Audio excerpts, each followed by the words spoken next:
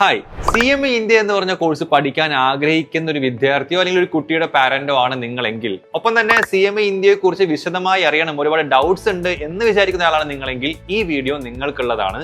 CMA India എന്ന് പറഞ്ഞ കോഴ്സിനെ കുറിച്ച് നിങ്ങൾ അറിഞ്ഞിരിക്കേണ്ട A to Z കാര്യങ്ങളും വിശദമായി ഒന്നുപോലും വിടാതെ എക്സ്പ്ലെയിൻ ചെയ്യുന്ന ഒരു കംപ്ലീറ്റ് ഗൈഡാണ് ഈ വീഡിയോ. ആരാണ് ഈ കോഴ്സ് കംപ്ലീറ്റ് ചെയ്യുന്ന ICMA എന്ന് നമ്മൾ പറയും.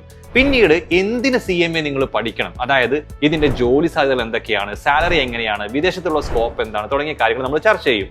അത് കഴിഞ്ഞാൽ എങ്ങനെ ഒരു CMA ആകാം, how to become a CMA, അതിനുള്ള 2 വഴികൾ എന്തൊക്കെയാണ്, ഈ കോഴ്സിന്റെ 3 ലെവലുകൾ എന്തൊക്കെയാണ്, പിന്നെ പ്രാക്ടിക്കൽ ട്രെയിനിങ് എന്ന് പറഞ്ഞാൽ എന്താണ്, ഇതെല്ലാം നമ്മൾ എക്സ്പ്ലെയിൻ ചെയ്യും. കഴിഞ്ഞില്ല, CMAയുടെ എക്സാംസ് എപ്പോഴൊക്കെയാണ് നടക്കുന്നത്, എപ്പോഴാണ് നിങ്ങൾ രജിസ്റ്റർ ചെയ്യേണ്ടത്, ഈ കോഴ്സ് തീർക്കാൻ കുറഞ്ഞത് എത്ര സമയമെടുക്കും, പിന്നെ ഇതിന്റെ പരീക്ഷാ രീതി സ്ട്രക്ചർ എങ്ങനെയാണ്, പാസ് മാർക്ക് എത്രയാണ്, അഥവാ ഫെയിൽ ആയി കഴിഞ്ഞാൽ നിങ്ങൾക്ക് എന്ത് സംഭവിക്കും, ഇങ്ങനെ ഇതിനെക്കുറിച്ചുള്ള ഇമ്പോർട്ടന്റ് ആയിട്ടുള്ള എല്ലാ കാര്യങ്ങളും നമ്മൾ നോക്കാൻ പോവാണ്. Let's start. വീഡിയോ ലോങ് ആവുന്നത് എല്ലാ കാര്യങ്ങളും പറഞ്ഞു തരുന്നതുകൊണ്ടാണ്. എല്ലാം മനസ്സിലാക്കിയതിനു ശേഷം മാത്രം നിങ്ങൾ തീരുമാനം എടുക്കുക, കാരണം ഇത് നിങ്ങളുടെ കരിയറിന്റെയും ഫ്യൂച്ചറിന്റെയും കാര്യമാണ്. അപ്പോൾ ഇപ്പൊ എനിക്ക് പറയാനുള്ളത് എന്താ വെച്ച് കഴിഞ്ഞാൽ, CMA പഠിക്കാൻ നിങ്ങൾ താല്പര്യപ്പെടുന്നുണ്ടെങ്കിൽ ട്രിപ്പിൾ ഐ കൊമേഴ്സ് അക്കാഡമിയിൽ ഇന്ത്യയിലെ തന്നെ ഏറ്റവും മികച്ച നമ്പർ 1 CMA അധ്യാപകരാണ് നിങ്ങൾ പഠിപ്പിക്കുന്നത്. അതുകൊണ്ട് തന്നെ ഓൾ ഇന്ത്യ റാങ്കുകളടക്കമുള്ള ടോപ്പ് റിസൾട്ടാണ് CMA ഇന്ത്യക്ക് ട്രിപ്പിൾ ഐ ഓരോ വർഷവും ക്രിയേറ്റ് ചെയ്യുന്നത്. നമ്മുടെ ട്രിപ്പിൾ ഐക്ക് കൊച്ചി, കാലിക്കറ്റ്, ട്രിവാൻഡ്രം എന്നിവിടങ്ങളിൽ ഓഫ്ലൈൻ ക്യാമ്പസുകളുണ്ട്. അതുപോലെ തന്നെ ഓൺലൈനായിട്ട് പഠിക്കേണ്ടവർക്ക് ഓൺലൈൻ കോഴ്സസും അവൈലബിൾ ആണ്. ഇനി CMA India, ACCA, CS, CMA USA തുടങ്ങിയ കോഴ്സുകൾ സ്കോളർഷിപ്പോടെ പഠിക്കണമെങ്കിൽ ട്രിപ്പിൾ ഐയുടെ CCAT സ്കോളർഷിപ്പുള്ള രജിസ്ട്രേഷൻ ഇപ്പോൾ ഓപ്പൺ ആണ്. അതിന്റെ ലിങ്ക് ഞാൻ താഴെ കൊടുത്തിട്ടുണ്ട്, അതിൽ ക്ലിക്ക് ചെയ്ത് നിങ്ങൾക്ക് രജിസ്റ്റർ ചെയ്യാം. രജിസ്ട്രേഷൻ ഫുൾ ആകുന്നതിന് മുൻപ് വേഗം തന്നെ ക്ലിക്ക് ചെയ്യാൻ നിങ്ങൾ മറക്കരുതെന്ന് പ്രത്യേകം പറയുകയാണ്. ഓൾസോ ഈ കോഴ്സുകളെ കുറിച്ചുള്ള ഡൗട്ട്സ് ക്ലിയർ ചെയ്യാനും കൂടുതൽ അറിയാനും നിങ്ങളുടെ വീട്ടിലിരുന്ന് തന്നെ ട്രിപ്പിൾ ഐയുടെ കരിയർ കൗൺസിലേഴ്സിനോട് നിങ്ങൾക്ക് വിളിച്ചുകൊണ്ട് എല്ലാ കാര്യങ്ങളും ചോദിച്ച് മനസ്സിലാക്കാം. ഈ ഫ്രീ 1-to-1 കരിയർ കൗൺസിലിംഗിന് ബുക്ക് ചെയ്യാനുള്ള ലിങ്കും ഞാൻ ഡിസ്ക്രിപ്ഷനിൽ കൊടുത്തിട്ടുണ്ട്. അപ്പോൾ നമ്മൾ സ്റ്റാർട്ട് ചെയ്യുന്നത് എന്താണ് CMA അല്ലെങ്കിൽ ആരാണ് CMA എന്ന് പറഞ്ഞുകൊണ്ടാണ്. CMAയുടെ full form cost and management accountant എന്നാണ്. ഇതിന്റെ പഴയ പേര് CWA, cost and works accounting എന്നായിരുന്നു. ഒരു CMAയുടെ പ്രധാന ഫോക്കസ് ഒരു കമ്പനിയുടെ കോസ്റ്റിംഗ്, മാനേജ്മെന്റ് ആൻഡ് സ്ട്രാറ്റജി എന്നിവയിലാണ്. സിമ്പിളായി പറഞ്ഞു കഴിഞ്ഞാൽ, ഒരു പ്രൊഡക്റ്റ് ഉണ്ടാക്കാൻ എത്ര രൂപ ചെലവാകുന്നു, കോസ്റ്റിംഗ്. ആ ചിലവ് എങ്ങനെ കുറക്കാം, കോസ്റ്റ് കൺട്രോൾ. കമ്പനിയുടെ ഫണ്ട് എങ്ങനെ ഏറ്റവും നന്നായിട്ട് വിനിയോഗിക്കാം, മാനേജ്മെന്റ് അക്കൗണ്ടിംഗ്. കമ്പനിക്ക് വേണ്ടി ശരിയായ ബിസിനസ് തീരുമാനങ്ങൾ എടുക്കാൻ മാനേജ്മെന്റിനെ സഹായിക്കുക, അതായത് ഡിസിഷൻ മേക്കിംഗ് ആൻഡ് സ്ട്രാറ്റജി. ഈ മേഖലകളിലെ എക്സ്പേർട്സ് ആണ് CMAക്കാർ. ഇനി ആരാണ് ഈ കോഴ്സ് റെഗുലേറ്റ് ചെയ്യുന്നത്, അതായത് ഗവേണിംഗ് ബോഡി ഏതാണ്? ICMAI ആണ് അത്.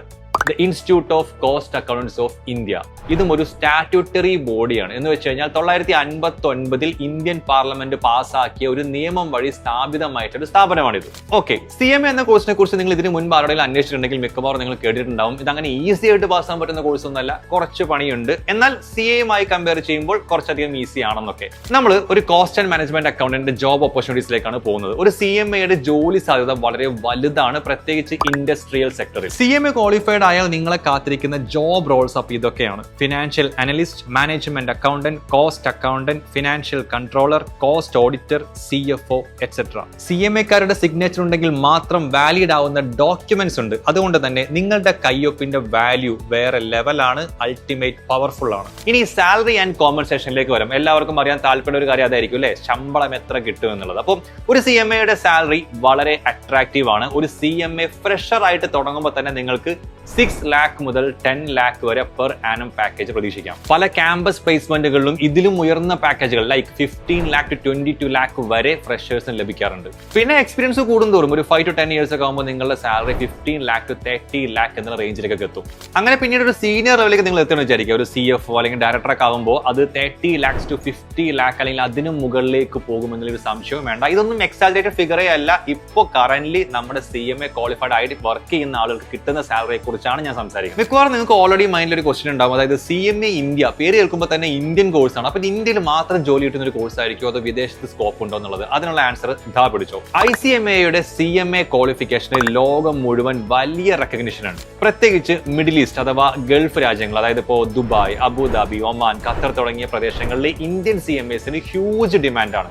അതുപോലെ തന്നെ USA, കാനഡ, UK, ഓസ്ട്രേലിയ എന്നിവിടങ്ങളിലും CMA-ക്കാർക്ക് മികച്ച അവസരങ്ങളുണ്ട്. നമ്മുടെ ICMA-ക്ക് വിദേശത്തുള്ള പല പ്രൊഫഷണൽ ബോഡികളുമായി ടൈപ്സ് ഉണ്ട്. ഇത് നിങ്ങൾക്ക് അവിടുത്തെ ക്വാളിഫിക്കേഷൻസ് പെട്ടെന്ന് തന്നെ നേടുന്നത് എളുപ്പമാക്കും. അതായത് അവിടുത്തെ 1-2 എക്സാംസ് മാത്രം എഴുതി കഴിഞ്ഞാൽ നിങ്ങൾക്ക് അവിടുത്തെ CMA ആയിട്ട് വർക്ക് ചെയ്യാൻ പറ്റും. അപ്പോൾ ഈ ഓപ്പർച്യൂണിറ്റീസ് ഒക്കെ കേട്ടിട്ട് നിങ്ങൾക്ക് തോന്നുകയാണ് ശരി അങ്ങനെയാണെങ്കിൽ CMA ആകണം എന്ന് തോന്നുകയാണെങ്കിൽ എങ്ങനെ CMA ആകണം, അതിനുള്ള വഴികൾ എന്തൊക്കെയാണെന്നാണ് ഇനി നമ്മൾ പറയാൻ പോകുന്നത്. 2 റൂട്ടുകളിലൂടെ നിങ്ങൾക്ക് CMA-ലേക്ക് എൻ്റർ ചെയ്യാം. ഒന്നാമത്തേത് ഫൗണ്ടേഷൻ റൂട്ടാണ്. ഇത് +2 കഴിഞ്ഞ് വരുന്നവർക്കുള്ളതാണ്. രണ്ടാമത്തേത് ഡിഗ്രി കഴിഞ്ഞ് വരുന്നവർക്കുള്ള ഡയറക്റ്റ് എൻട്രി റൂട്ടാണ്. ഇത് രണ്ടും തമ്മിലുള്ള വ്യത്യാസമൊക്കെ നമ്മൾ വഴിയെ പറയാം. അപ്പൊ ആദ്യം നമുക്ക് ക്വാളിഫിക്കേഷൻ നോക്കാം. അതായത് നിങ്ങൾക്ക് എത്ര മാർക്ക് കിട്ടി, ഏത് സ്ട്രീം എടുത്താലാണ് ഈ 2 റൂട്ടുകളിലൂടെയും CMA-ലേക്ക് എൻ്റർ ചെയ്യാൻ പറ്റുന്നതാണ് ഞാൻ പറയാൻ പോകുന്നത്.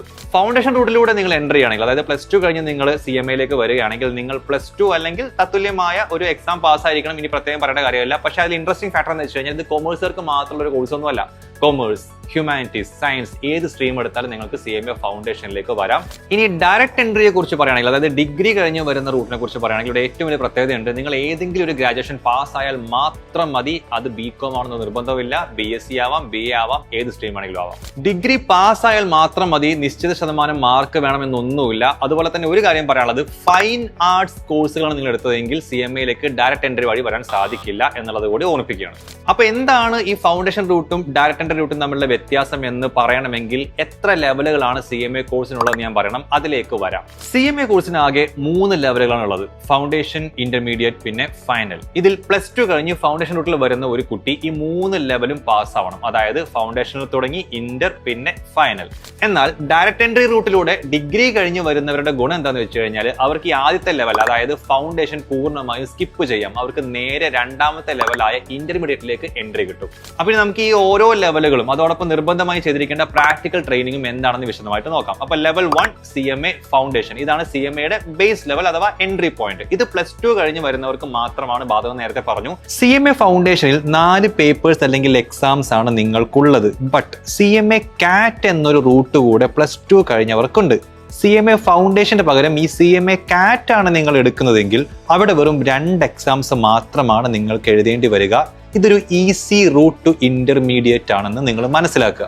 ഈ ഫൗണ്ടേഷൻ എക്സാം പാസ്സായി കഴിഞ്ഞാൽ നിങ്ങൾ CMA-യുടെ നെക്സ്റ്റ് ലെവലായിട്ടുള്ള ഇന്ററിലേക്ക് കടക്കും. ഇതാണ് CMA-യുടെ 2ാമത്തെ ലെവൽ. ഫൗണ്ടേഷൻ കഴിഞ്ഞ് വരുന്നവരും ഡയറക്റ്റ് എൻട്രി വഴി വരുന്ന ഡിഗ്രി കഴിഞ്ഞ് വരുന്നവരൊക്കെ ഇവിടെയാണ് ഒന്നിക്കുന്നത്. അപ്പോൾ ഇതിന്റെ സ്ട്രക്ചർ എങ്ങനെയാണ്? ഇന്റർമീഡിയറ്റിൽ നിങ്ങൾക്ക് ആകെ 8 പേപ്പറാണ് ഉള്ളത്. ഇത് 4 പേപ്പർ വീതമുള്ള 2 ഗ്രൂപ്പുകളായി തിരിച്ചിരിക്കുന്നു.